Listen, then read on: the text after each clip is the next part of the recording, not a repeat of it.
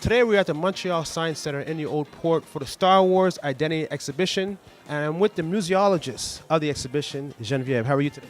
Hi, I'm doing good, thank you. So please explain your role and the whole idea of this exhibition, please. So yes, I'm in charge of developing content for the exhibition. So I work with different teams of people to develop the main messages of the exhibition and to choose the objects that are going to be showcased. So I work with the people at the Lucasfilm Archives and as well our committee of scientific advisors. And we worked for about a year and a half to put this exhibition together and slowly bring it into the design phase. So this is an exhibition about Star Wars, obviously. It's an exhibition that really focuses on the characters of Star Wars. And when we started working with Lucasfilm earlier on, that's one of the challenges they gave us, is that, you know, we need a concept that's going to go inside the characters and the making of these characters and what makes them who they are. So when we started working on this project, we had to see how we could develop a scientific aspect to the exhibition.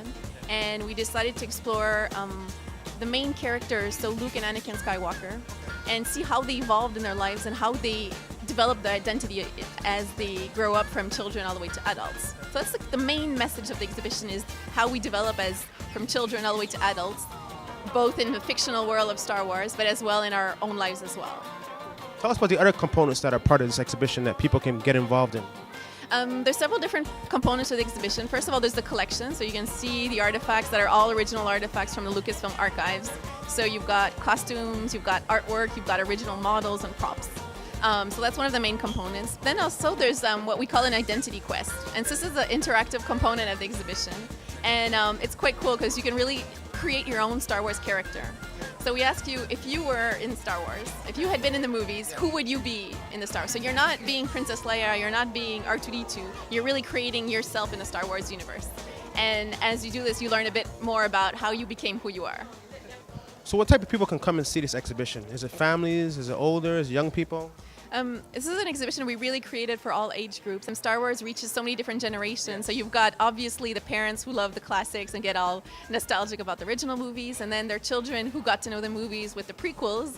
And we actually have some Clone Wars content as well, so we even get the smaller kids. So what's amazing is to see the dialogue between the parents that talk about their movies and then the kids that talk about the new characters that they've discovered.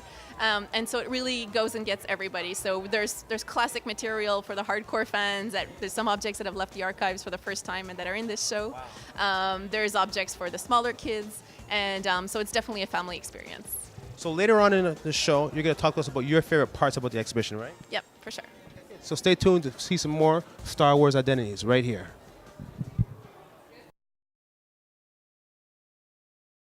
We are presently at the Montreal Science Center in the Old Port, and presently we are inside the Star Wars Identities exhibition. Got you guys inside now. And Jen, what do we have here? What's this? What's this part? Yeah, this is in the introduction to the exhibition in the first room. We're analyzing the different components of our identity, so as much from a fictional point of view as from a real life point of view. And we ask you, who would you be? And we're asking you, for example, when you're visiting this exhibition, who would you be if you were in the Star Wars universe? And first of all, what kind of species would you be? I like his look. I'm going to choose him. If I have this here, I have this here. Okay. Okay. Like this? That's it? Okay, cool. So you guys remember the Stormtroopers, right? These are unique helmets, right? Yep, so here we have 3 original helmets directly from the Lucasfilm Archives. It's the first time ever that they've been on display in any Star Wars exhibition show. And so we're quite honored to have them, and it's really something that the hardcore fans are going to enjoy, analyzing the minute details between each one of them. So there's one from each of the original episodes, and so minute details, and there's many blogs about the differences and differences between each one of them. So it's quite a challenge to see how they evolved in the 3 different movies. So now we're going to talk about some Clone Wars. Yep, this is actually one of my favorite parts of the exhibition. When we started looking into the Clone Wars artwork that they had at Lucasfilm Archives, we came upon the artwork that was created and developed for Ahsoka Tano, who's Anakin's sidekick in the Clone Wars animated. Tough Jedi. Yeah, exactly. I mean, she kicks ass. So it was fun to be able to get some artwork from her.